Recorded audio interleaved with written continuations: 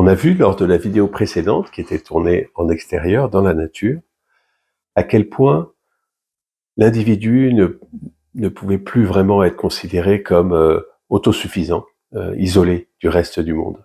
Et quand on regarde les process biologiques, on se rend compte que les relations symbiotiques, notamment avec des micro-organismes, sont absolument essentielles à notre survie. Ils traitent parfois de fonctions vitales, comme la digestion par exemple. On se rend compte aujourd'hui qu'il faut étudier l'individu en relation avec son environnement. Dans cette vidéo, aujourd'hui, on va essayer d'appliquer cette ligne directrice au monde des organisations. L'exemple de l'holobiont nous montre à quel point les systèmes sont liés et travaillent en interdépendance.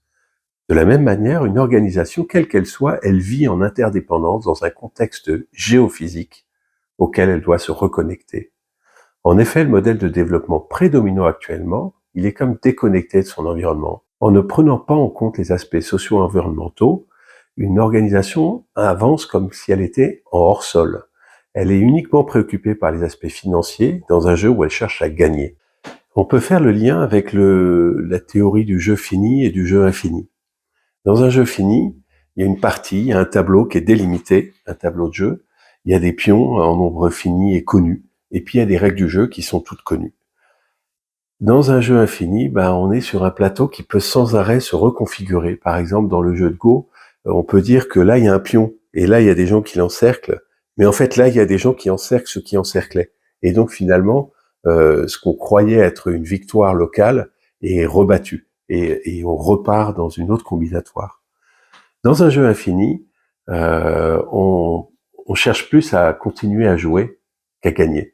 Dans un jeu fini, comme le jeu d'échecs, on peut se dire qu'on veut gagner, renverser le roi de la partie adverse. Dans un jeu infini, on veut continuer à jouer le plus longtemps possible, préserver de la ressource. Évidemment, ce jeu infini va être dans une logique de moyen et de long terme, et puis va amener à chercher plus les coopérations avec les acteurs. L'économiste chilien Manfred McNiff a identifié 9 besoins. Toute la question sera donc dans la manière de répondre à ces différents besoins. Et l'économiste a identifié 5 qualités de réponse. C'est évidemment la réponse synergique qu'on va privilégier parce qu'elle cherche à inscrire les capacités de réponse aux besoins dans une dynamique socio-écologique. Prenons un exemple, l'agriculture. Au sortir de la Deuxième Guerre mondiale en Europe, prenons en France par exemple, on a cherché à développer une agriculture très quantitative, productiviste, dont on ne s'est pas rendu compte à l'époque qu'elle était destructrice. On développait des produits chimiques dont on ne connaissait pas le DDT, les mauvaises conséquences. Donc on est parti sur une logique exclusivement quantitative. Et aujourd'hui, on se rend compte qu'il y a beaucoup d'autres formes de développement agricole avec la transition, l'agroécologie, l'agroforesterie, la polyculture élevage. On se rend compte qu'il y a des méthodes agricoles beaucoup plus entremêlées, j'ai envie de dire moins séparées. Je peux prendre l'exemple de la politique agricole commune en Europe qui interdisait de faire à la fois de l'élevage et de la culture. Par exemple, si vous avez un verger de pommes, vous ne mettez pas de moutons parce que ça, c'est de l'élevage. Donc, une terre doit être exclusivement dédiée à l'agriculture ou à l'élevage. Aujourd'hui, on se rend compte que si on met des moutons dans un verger, ça fertilise et tout le monde est content. Donc, ça, c'est un cercle, c'est une association vertueuse. Voilà un exemple d'une approche synergique qui donne un équilibre, c'est-à-dire qu'à la fois, elle assure la nutrition de la population humaine tout en préservant et en régénérant les écosystèmes dans lesquels se fait cette culture.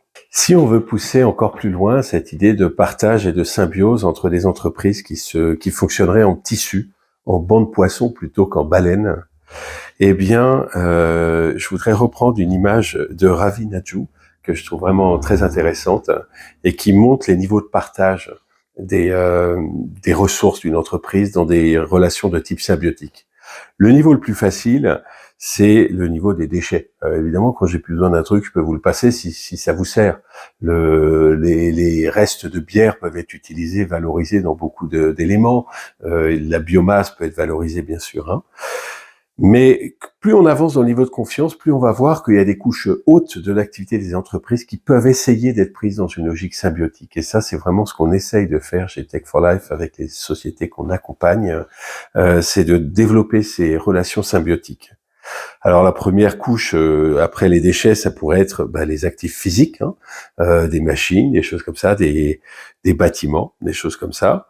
Mais on peut aller ensuite vers des notions de pouvoir d'achat, vers des notions d'employés, hein, mettre des employés à disposition, hein, le mécénat de compétences entre la banque et certaines activités peut être cité ici.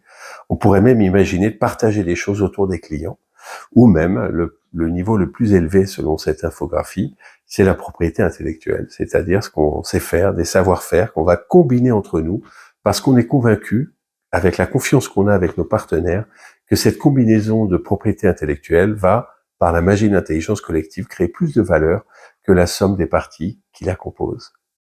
On peut citer l'exemple de la ville de Montpellier, qui, avec le Global Compact, a cherché à développer un tissu coopératif d'entreprises locales.